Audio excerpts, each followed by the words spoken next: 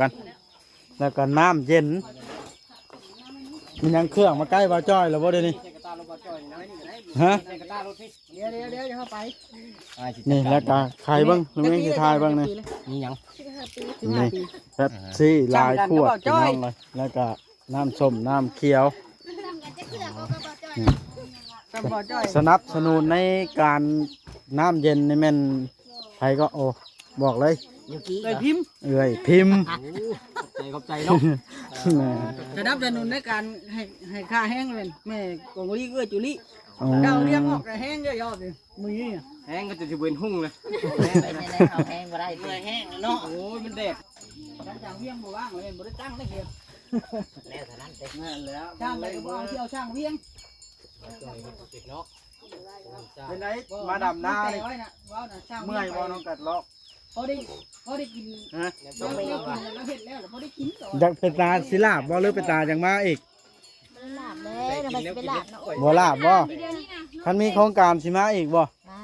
คันมีโครงการก็ได้ เขาหลูจะ โอ้ จ้าง พังเบิ่งก่อนน้องโยกิเด้ มื้ออื่นเขายังให้จะจ้างอีกว่าจ้างจาก10,000นี่เนาะ เขายังมาจาก10 มือ3 มือ โม มาอยู่พี่เลย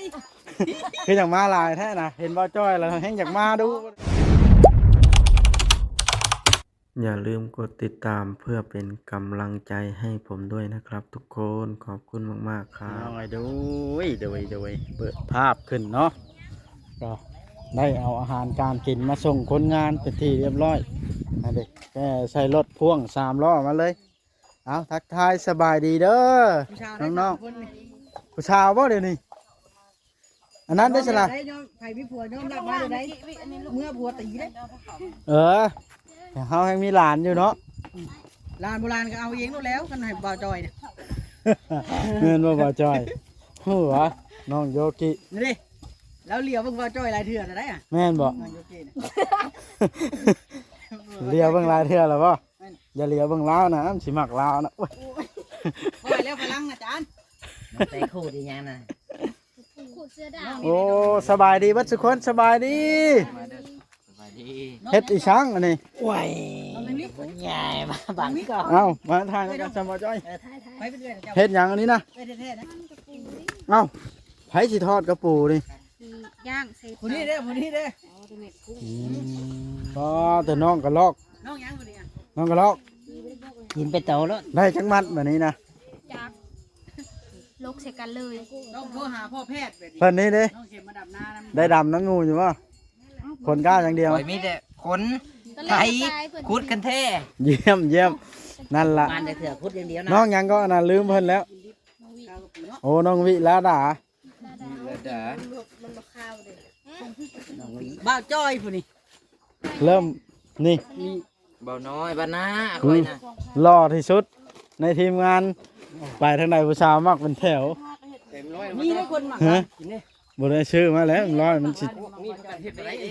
หมดแล้วมันสิบ่คู่กันชื่อมา ก็ได้หรือกินเฮ้ย บ่าวจ้อยจะปล่อยใช่บ่ได้นี่ ปล่อย พลังนะ มื้อนี้น้องอัน ชาวคือพิษลา โยกิแนมหลายเทื่อแล้วแนมเพิ่นน่ะ ไปอย่างเงี้ยก็งง ปล่อยของแล้ว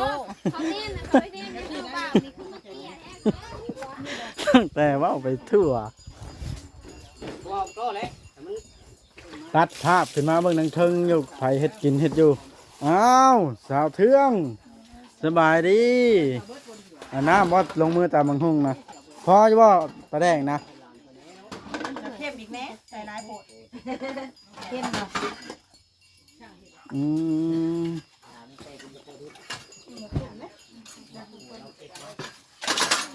แกกระปูกินกับตามบังหุ่งบ่ฮะโอ้สลัดไอ้หลีมวนนี่ คนอย่างเราบาด ว่าซื้อปลาหัดบ่มีปลาเฮ้ยเลยบ่จักได้เฮ็ดวายใส่หมู เอาไปซื้อไปเช่าเขาก็ยังบ่ได้มาส่งเด้ นี่เด้นี่ละพี่น้องเอ้ยหลากหลายอาหารการกินมีทั้งตำหมักหุ่งผักต่างๆนานาเบิ่งลองเบิ่งกัน แล้วก็น้ำเย็นมันยังเครื่องมาใกล้บ่าวจ้อยแล้วบ่เดี๋ยวนี้ น ตารถบ่จ่อยนะนี่ได้ ฮะ ในกระตารถพี่ เดี๋ยวจะเข้าไป นี่แล้วก็ใครเบ้างลุงเองสิทายเบ้างนะ นี่หยัง นี่แบบซี่ลายขวดพี่น้องเลยแล้วก็น้ำส้มน้ำเขียว ทำกันจะเสือกก็บ่จ่อย ตำบ่อจ้อย สนับสนุนในการน้ำเย็นนี่แม่นใครก็โอ้บอกเลย ยูกี้ เลยพิมพ์ เอ้ยพิมพ์ ขอบใจเนาะ สนับสนุนในการให้ค่าแห้งเป็นแม่กงลีเอื้อจุลิ อ๋อ เจ้าเรียกออกแต่แห้งเยอะๆเลยมือนี่ แห้งก็จะเบิ่นหุ่งเลย เป็นในเขาแห้งบ่ได้เมื่อยแห้งเนาะ โอ้ยมันแดด จ้างเวียงบ่ว่างเลยบ่ได้ตั้งได้เดียว แล้วเท่านั้นเต็ม นั่นแล้ว จ้างเลยบ่เอาเที่ยวช่างเวียง เนาะ เป็นไงมาดำหน้าเลย ไว้นะว้าวนะช่าง เมื่อยบ่น้องกัดเลาะ พอได้กิน ฮะ เราเห็นแล้วเห็นแล้วพอได้กินต่อ อยากเป็นตาสิลาบบ่หรือเป็นตาจังมาอีก มันหลับเลยนะมันเป็นหลับเนาะ บ่ลาบบ่ เดี๋ยวนี้นะ คันมีโครงการสิมาอีกบ่ มา คันมีโครงการก็ได้ เขาหรือว่าจะ โอ้ จ้าง พัง เงิน พังเบิ่งก่อนน้องโยกี้เด้ มื้ออื่นเขายังให้จะจ้างอีกว่าจ้างจาก10,000นี่เนาะ ให้มาจาก10 มือ3 มือ โม มาอยู่พี่เลย คืออยากมาหลายแท้นะเห็นบ่จ้อยแล้วแฮงอยากมาดูบ่เลยนี่ หาเงินเป็นกูซับให้นั่นเลย อ่า หักเขินเพิ่นเนาะ เขินบ่จ้อยติ จ่อยรุ่นยิดชื่อให้ใหม่แล้วเด้นี่ น้องเข็มทองเด้สิมาอยู่บ่คันสมุดมื้ออื่นมีต่อนี่มาเนาะ เลย ไก่ก็มา เลย โอ้สุดยอดอหลีอันนี้แสดงว่าเพิ่นบ่รับซะนะ ไม่ใช่เขาเอามาจกนี่ น้องชื่อยากอหลี วิยดา น้องวิอันนี้อ่า วิยดา โทรเอาบักตะแต้นะแม่ วิยดา โอ้หลานเฮานะแม่นผู้นี้ใช่ปะแม่นบ่น้องเข็ม คนนี้แหละ น้องเข็มที่ว่าอันพอแพทย์ถ่ายตอนนั้นได้ คนเดียวกันนั่นแหละ โอ้ไปขึ้นลุยน้องๆขึ้นลุยกินให้อิ่มได้ เข้าดีกว่าเอามา กินรถแล้วถ้าเจ้า มาเด้อ กินน้อง เล็กน้อยมากินเฮากับบ่มีแห้งนะ โอ้ขึ้นไล่ถ่ายแต่น้องโยกิอันนี้ แม่ว่าใครให้บ่จ้อยเบิ่งน่ะ ว่าจ้อยขึ้นนั่นว่าจ้อยคลิปนี่เนาะ บ่ถ่ายผู้ชายได้ไผ มาเด้อถึงกัน พาผู้สาวสามกินเอา ถ่ายผู้ชายเฮาก็คืนแล้ว คอยสิตำแจ้วมากินมาข้อพี่ได้ข่อย ตำแจ้ผมด้วยวัด บ่ล้างโคกหน่อยเด้ออันน้ำล้างไว้มันแห้ง ข้างนั้นมาขอต้น เด้อคือมากินข้าวที่เทิงเด้อบัดทีมงาน บ่จ้อยสิขึ้นกินอยู่เทิงบ่หรือสิกินน้ำมันน้องโยกิให้เพิ่นกินก่อน แล้วผู้สาวจะสำหรับบานบ่ได้ใส่แต่มือ มันสุดท้ายจะเอานี่กิน ให้กินกระปูนี้ไปดิ เพิ่นขาลมบ่นั่นนะหรือว่าอะไรรู้ยัง บ่ได้มีผู้ชายคนนึงได้ผมว่าจากสมัครเป็นเมียอัน บ่จ้อย เมี เด้ ยขี้ข้าน ขึ้นออกแล้ว น้องโยกิว้าวเมื่อเช้านี้ว่าอยากไปสมัครเป็นเมียบ่าวขี้ค้านนะ แม่นบ่เจ้านี่บ่นะโอ้ยข่อยมากี่ข้านแห้งแท้บาทนี่เริ่มกี่ข้านเบิ่งทีมแล้วนี่ อย่างเบื่อแล้วจอดเป็นท่านคือกันนะ ทานอะไร ป้าเดี๋ยวพาเนี่ยกินให้อิ่มนะน้องๆคุยรถลาบหมูนะ ทานได้ แซ่บบ่จัน มันบ่มีต้มปลา โอ้ยให้บ่ร้องไหนแบบนี้กินให้ต้นกินให้อิ่ม ไม่ใช่อาเติน สำราญ คนไหนโอ้ผู้จักอยู่หมอนี่นะผู้จักซื้อนี่นะ มืดจึงครึ่งเลย จานมืด ลูกบ่มืดบ่ หมอนี่ชาหูอยู่หมดทศกัณฐ์นี่ จะเว้นเนาะ แซ่บอยู่บ่น้องเต้ อันนั้นเด้อตอนแรงเด้อหมอลิงเด้อห้ามให้ผู้สาวย่างเด้ออ่องวัดชามนะ เตรียมแห้งมาแล้ว เป็นผู้บ่าวต้องเสียสละกันอ้ายเป็นผู้บ่าวไอ้ทั้งขึ้นหลังบ่ทันได้ เมียจะมานำบอกมัน มาแล้วเราอยู่นำลูกเรา ได้ทางกระขักได้เด้อหลังโดน เข้าใจผิดเด้อหลังรถได้ ลุงบ่อยได้ออกหรือบ่ออกเมียนะ อ๋อจะว่าหรือว่าให้เมียอ๋อง ไปเบิ่งในคลิปจ้ากันจะเห็นน่ะ บ่ได้อึด บ่ได้อึดหยังนี่เลยน่ะ ง่ายเลย แต่น้ำตามแจ้อยู่ ไม่อย่างว่าเจ้าเว่าน้ำกันนะคือเว่ากันนี่เนาะ จักแล้วอ่ะบ่อึดเนาะ น้ำบ่ตามแจ้กินมาข้อแต่ดี มาสิยากไปเอมาเอาจังบ่ตำ แม่น้ำ ไปเอไปเอมากุ้มมันจะตำแก้ว หมอน้ำตามแท้ได้เก่า อันนี้ นี่จะสร้างร่างคุกไว้ จะบอกรถจกเงินมาเอาสิ บีบาล่างถูกไปเด้อ แช่บ่ต้องมาหุ้งนะเรื่อง ไอ้ยาบ่ลำไยปิดกินเด้อ ไม่ มัน เรื่องนะ เป็นได้ล่ามหมูเป็นตะกินอยู่ว่าสีมือคอยไทยหาล่ามนะ ไปตำ ไปถูก ต้องมุดแซ่บ เขาน้ำต ข้าว เขาเดียวเบิด ำไปตำเชฟอันนั้น เอานี่ไปขวดได้หม้อแล้วมาแก้กินเพื่อรัดเพื่อน ไทยเป็นหมูเก็บกระปู ขบวยบ่อย เขารอตามกินไทย เพราะว่าเพื่อนเดียวเมื่อกินอยู่เพื่อนเพื่อนไหน เดี๋ยวบ่ปล่อยให้น้องไปดี บ่เอาเลยแล้วมันสิอึดเนาะลุงเรียงเนาะ มีคนอยากกินไก่ชาวเวียงประตูใครอยากกินไก่ชาวเวียงประตูนะตั้งแต่ว่า ต้ม ต้มประตู ต้มประตูลกคนได้ บ่ยากก็ไปเจ้าจะเป็นจำเนาะแต่ละปีหิวไปเป็นตัวกันเป็นจ ไม่ทำคำมาโลดบาลาย คนขี้ข้านเนาะใครบอกอยากจะมาคุยเนี่ยคนขี้ข้าน นุ่มกี่ขั้นนะคะยื่นกล้องมาแต่ว่าไกลๆตัว ำเอาเลยว่าน้องยุกี้มาคนกี่ข้านเลยมันเพิ่นเริ่มบ่ย่างแล้วว่าเดี๋ยวนี้ เริ่มหมดยัง เริ่มหมดย่างเลยได้ เริ่มยาเราได้ข่อย ข้านแห้งบ่บ่จ่อยจ้ะ ขี้ข้านมันจะกินเนี่ยนี่นะ จะกินเลย บ่กับข้าน เดี๋ยวคือบ่นอนเลยจังยังนั่งอยู่จังยังดูอยู่จัง มา ยัง ตาม น มึ อง น มึงยังถ้วยนึงอันนี้ ไปจ้ะบ่จ่อย โอ้ แทง3ผ้าได้ ไปพอกินก็บ่จ้อยไปกินน้ำอยู่บ่พอจ้อย นี่แหละเรา สดแล้วบัด เนี่ยแนมเนี่ยแนมบ่จ้อยนอนอยู่ที่นะ ตะกร้าเกณฑ์ตะกร้าเกณฑ์ มันเขาเย็นมาท่านนี่นะเขาหอมติด ไป เดียว ถามแล้วเดี๋ยวส่งดีกว่ากินเท่าไหร่ก็บ่จ่อยบ่จ่อยแล้วกี่ข้านแห้งเลย เป๊กเลย เวกเลยว่า บ่จ้อย ผู้นั้นน่ะน้องผู้นั้นเนาะน้องก็งามเอื้อยก็งามยอดแหละ อ๋อจะมีเชื่อเลยเป็นขิวทั้ง พอดีเลย เราเลยได้เดี๋ยว กี่ข้านได้สอง เข้า ปี สุเทพ แต่บ่จ้อยถ่ายคลิป มึงสิเฮ็ดหยัง ถ้าอยากจับกล้องแล้วก็ปิ้นไปหาเรา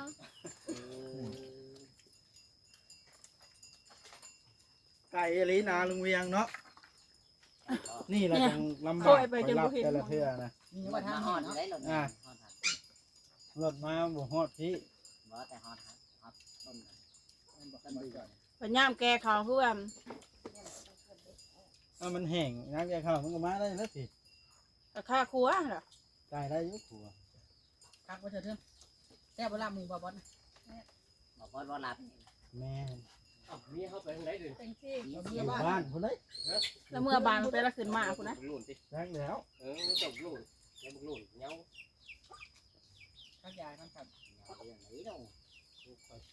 เงาคือบ่สบาย แซ่บบ่น้อง มามือเดียวก็เฮ็ดเส้นแล้วเนาะนาเจ้าน่ะ ๆเฮ็ดอะไร แล้วเลย เฮ็ดครบเฮา โอ้ยคือคลิปมาแต่เฮือนแล้วผมก็คุบอยู่หน้าเขา เฮ็ดพบ ตาทางเวียงไปเฮ็ดเรือนจากเรือน เกิดอะไรขึ้น ตอนว่าซอยทางเฮียง โอ้ยแม่นมีเงินจ้างลายมือจนแล้วพุ่นแล้วข่อยมาบ่จ้อยมาน้ำคู่มือ มาแต่เช้าบ่จ้อยนะ สิไปห้ามเอาอยู่เพื่อนถ้าบ่มาบ้านนี่ ให้เราได้ไปเราสิไปชดเอาเองชามเช้านี่ร้อนอัดชามาอัดชี ขอย่านบ่ฮอดหน้าจ้ะน่ะบ่เห็นอีกแล้วมันจะเอาไปทางไหน เอาแล้ว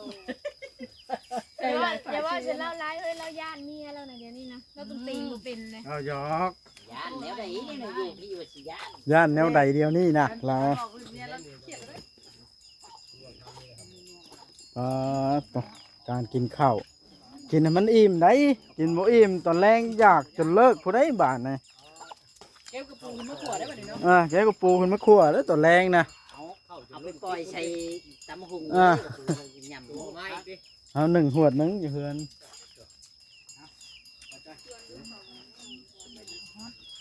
ตอนแรงขึ้นมาก็ขั่วกระปูกินอีก นี่จ้ะ มันเบิดแล้วหัวลาบหมู เนาะ ตักอีกได้คำบุอิ่มนะทำจนอิ่มกันได้ เบิดก็ตักดอก น้องๆน้อยๆผู้ชายน่ะกินอิ่มๆนะคนพอดีกินเนาะ พยายามให้3 คนนี่หนานี่กินจนอิ่มนี่ น้องเข็มต้องโทรหาพ่อแพทย์น้องเข็มนะ น้องเข็มแล้วก็น้องวิระดาน้องยุ พ่ กิ อแพทย์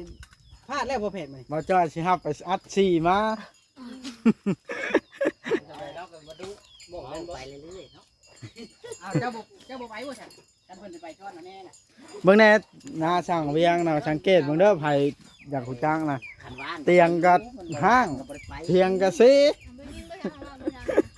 เตียงสร้างนี่อย่างนั้น ที่ยังก็บุกเข้ามาวัดให้กระติกข้างหลังเนี่ยยื ร น ถ นั่น กาแฟ เดี๋ยว เด้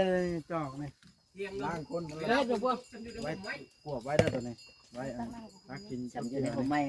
มันบ่ได้หัวแล้วว่ะ เอาบ่น้องกินน้ำสิตักให้ นี่เอาบ่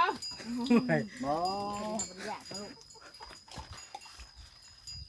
คนอยากบ่ให้คนบ่ บ่หยอกทางบ่จอย จ้างมื้อเท่าไหร่นี่มื้อละพูดละ20,000บ่ดิ แม่นมือละครับ 30 เพิ่มให้ ตัว บ่ มือ คนละ บ่จ้อย 30 ได้ให้อยู่บ่จ้อย ทั้งอย่างมือเลย บ่ให้ ย่างเมื่อ ยังเมื่อยเด้ ให้เลยบ่จักทางเลยบัดนี้จักทางไหนทางมือ ให้บ่จ้อยมาชงยากดอก เพิ่นอย่างมือก็บ่จักข้างมือหั่นนะก็มัน นี่เด้หลัดป่านี่ตรงนี้พอดี บ่จ้อยชวนเจ้าเรื่องเขาป้า เอาไปทั่วบ่จอย ว้าวไปเรื่อยๆแล้วบัว ตั้งแต่อุกเลย อุ๊กบ่จอยตีกองซะเด้ บ่จะเฮ็ดปานนั้นติเป็นเจ้าขี้ข้านแม่นเจ้าก็นอนอยู่เฮือนเจ้าบ่ต้องมาถ่ายคลิป เขาแต่คนขี้ค้านนะ เว้าถึงน้องยุกิมักคนที่ข้านเพิ่นเริ่มข้านแห้งแล้ววะ ข้าวแห้งบ่รู้ ขนาดนั้นบ่บ่จ้อย แม่น ต่อไปอันคนที่ชื่อโดนบินเลาะถ่ายเอานั่งอยู่เฮือนพวก เจ้าอย่ามาคนขี้ข้านเด้อบ่จ้อยบ่เห็นมันนะ เจ้าเรามานี่เราเฮ็ดได้เราจำหันจำนี่ได้บัดมื้อนี้เราขี้ข้านนี่ หัวทกดำนี่ ขาเมื่อเนี่ยนั่นเด้ออย่างเด้ ย่างเมื่อเอาเทือนอย่างสิเมื่อส่งเพราะว่ารถมาบ่ได้มันฝนตกนะ บ่จ้อยหัวแล้วถึงใจบ่จ้อยแล้ว ทางย่างนำทาง คือ เมื่อ ใกล้แล้วแล้วก็ฝนตก เมื่ แล้ว อ สิ นะ ได้อุ้มเบิด3เด้ เห็นบ่บ่จ้อย มาบ่ได้ได้ อันไหนน้องบอย บ่ได้เลยอุ้มบ่ถ่ายบ่ได้ มาวัดนี่เนาะ โอ้บ่ได้บ่ได้ ลูกบ่ได้ มานำกันเบิ่นนี่สิอุ้มเอาได้3คนบ่ได้ มาจ้อยสิว่าบ่สามคนมาจ้อยนะว้าวเลิกเถอะแท้นะมาจ้อย คอยเว้าเฮิงปานใดนี่พุ่นคนเว้าข่อยน่ะยังบ่ได้เว้าจาก เป็น เด้อ ว่าเฮาเดือดแล้วบ่มีหยังหลาย ย่อตักกินอีกได้น้องลิงนะกินให้อิ่มก่อนเป็นอะไรคือยกของข่าวก่อนหมู่แท้นี่ ไปแล้ว เช้านี่มันคือยกอันไซชนะมานี่ยกของข่าวก่อนหมู่ ตำหุ่งแซ่บนี่เรือแต่มัน แสดงว่าอาหารบ่ถูกปากเพิ่นบ่มานี่ น้องลิงนี่ เนาะน้องแต่อาหารถึกใช้ยังนี่บ่ถึกปากเออ เช้านี่บัด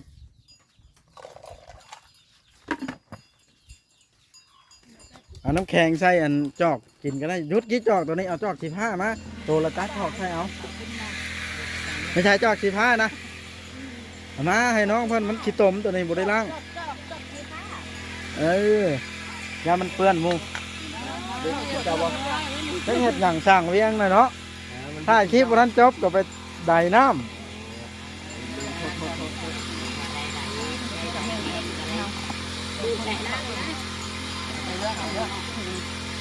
ข่อยก็มีพอดี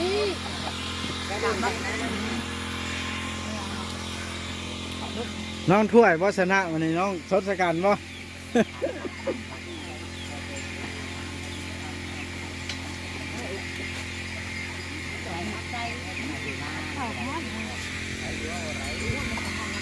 เป็นไดถามอีกครั้งหนึ่งผ่านอยู่บ่ค่อยลาบหมูนะ เป็นเนาะ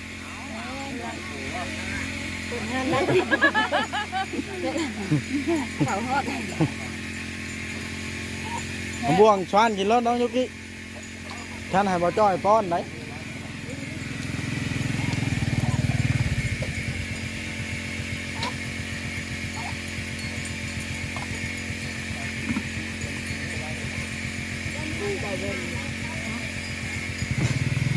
ว่างน้องวิรดานั่งบ่เอานั่งอยู่บ่อยู่ไปติดอันนั้นเงี้ยกินแล้วได้น้ำเขียวน้ำแดงน้ำโค้กแค่ตัวอย่างนะในทางนะ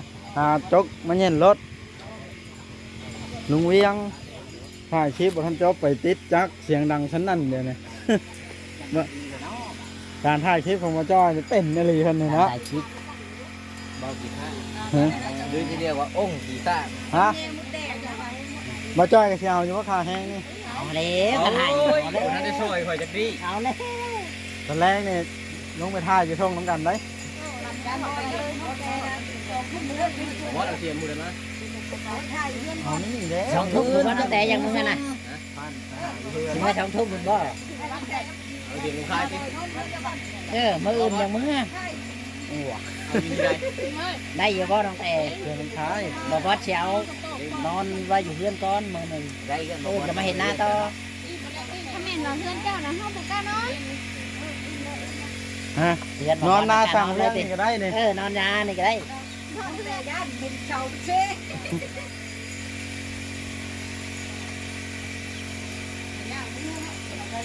แต่งพวกเขากินอยู่เทิงมื้อได้บาทเนี่ยเพิ่นพักผ่อนเขาจะกินกับบ่จ้อยปัดปะ เดี๋ยวคิด นั่นแหละก็จะกินข้าวอัน แล้วจะกินมะข้อ เอ้า ให้ตั้งแต่ดมผ้า ตั้งแต่ดม เรามาเนี่ย คนถือ ว่า ว่า เที่ยวใช้เล่งมีไปแก่ก้าว มันบ่มีทาง แล้วดีแล้วผมเป็นหัวแล้วมีได้หัว บ้า คน แต่บ่จ้อยนั่งหน้าแค่ ท้องแล้ว ล่ม หัว พอได้อันนั่นเด้ ประเด็นเครื่องเขาเราลีแม่นแล้ว หยังนั่นน่ะ มื้อไหน ดมฮอดมา ต้องแบบนี้ลุกนี่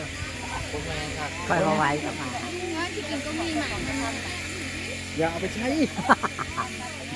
เอาลาบหมูมัดสู้พูดดิเนี่ยพอแล้วป่ะ บ่ได้บ่อิ่มเราจะยอมได้ต้องอิ่มนี่ พอแล้วป่ะเดี๋ยวนี้ น้องอันวิรดาแล้วเข้าไปชกอีกละ จะไปเอาบักก็มาเบิ่งมันว่าเลี้ยงผู้ชาวเขาก็บ่อิ่มได้เป็นว่า มันหายแล้วเนาะ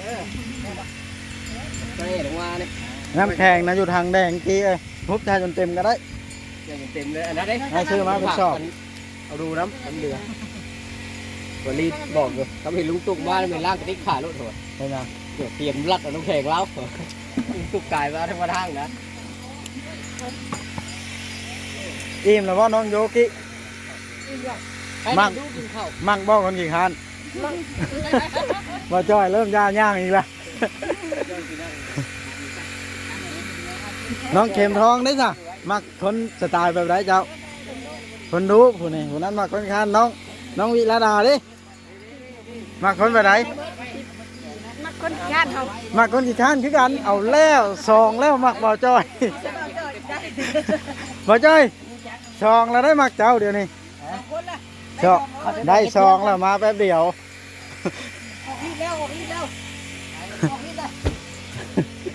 เอาพี่น้องเลยหยอกกันคลิปนี้ก็สิจบคลิปซ้ำนี้แหละเด้อบาทนี่บ่จ้อยอย่าไปมากินข้าวกันบ้านได้ไหมเอาพากันกวาดเตียงแล้วพักผ่อนเด้อนี่พอยก็ได้พอยบ่ได้กวาดให้ได้ให้น้องโยกิกวาดเอาพี่น้องคลิปนี้สิจบซ้ำนี้แหละ